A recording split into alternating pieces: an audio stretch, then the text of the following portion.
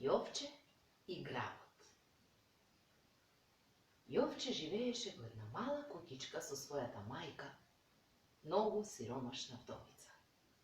Нивното единствено богатство беше кравата од која добиваа млеко. Кога кравата остаре, мајката го испрати Јовче на пазар за да ја продаде. Одејќи по патот, детето сретна непознат човек кој му рече: "Јас ќе ти дадам 5 волшебни зрна за кравата." Долго време Јовче се двоумеше, но не можеше да ја одолее на понудата и прифати. Кога се врати дома, мајка му се налути и го прекори: "Глупаво дете, што си направил? Нам ни се потребни пари за да купиме нова крава." Налутено, таа му ги зеде 5 зрна и ги фрли низ прозорецот. А синот рано го испрати на спиење и тоа без вечера. Следното утро, Јовче излезе во дворот, а таму го дочека големо изненадување. Ноќта во дворот пораснало огромно растение грав, толку високо, што ги допираше дури облаците. Значи, тоа навистина биле волшебни зрна грав, помисли Јовче. Бидејќи по природа тој беше многу љубопитен, почна да се качува по растенијето. А кога дојде до врвот, го обкружија многу облаци. Разгледувајќи околу себе, тој забележа огромен камен дворец. "Еј, се прашувам, кој ли живее овде?" размислуваше Јовче. Преку еден мост од облаци дојде до дворецот. Јовче повеќе пати тропна на големата врата и една огромна жена џин ја отвори вратата и го погледна со чуден поглед.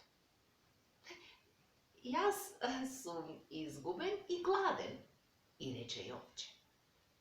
Жената џин имаше 8 деца и воопшто многу ги сакаше малечките. Таа го пушти да влезе и му даде бокал со млеко.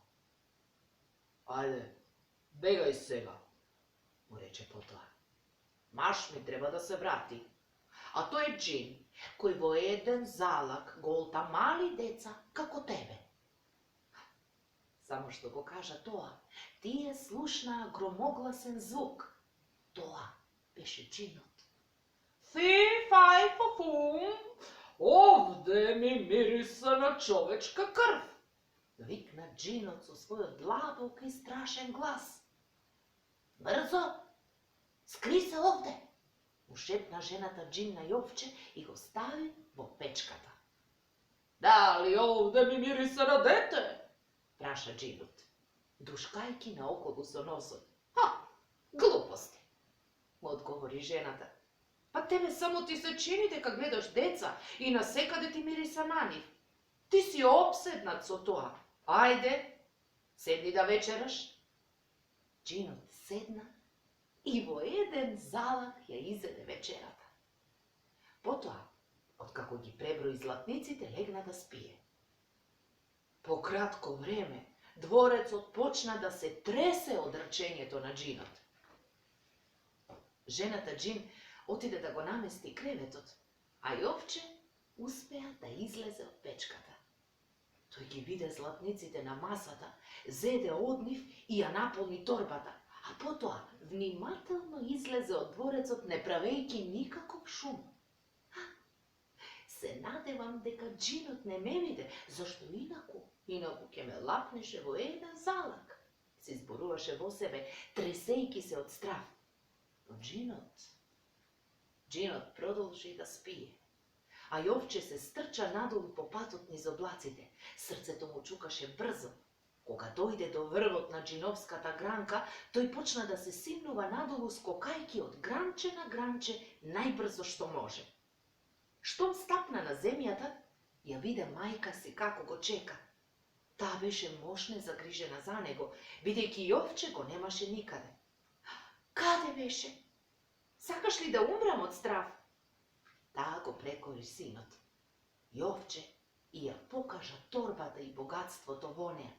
"Види, мамо, види, Јас сепак направив добра сделка кога ја заменив кравата за волшебните гравчиња.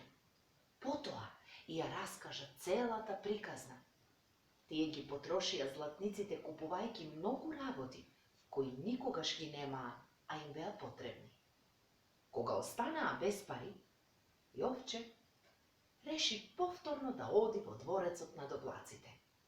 Жената Џин му дозволи да влезе и му даде малку млеко.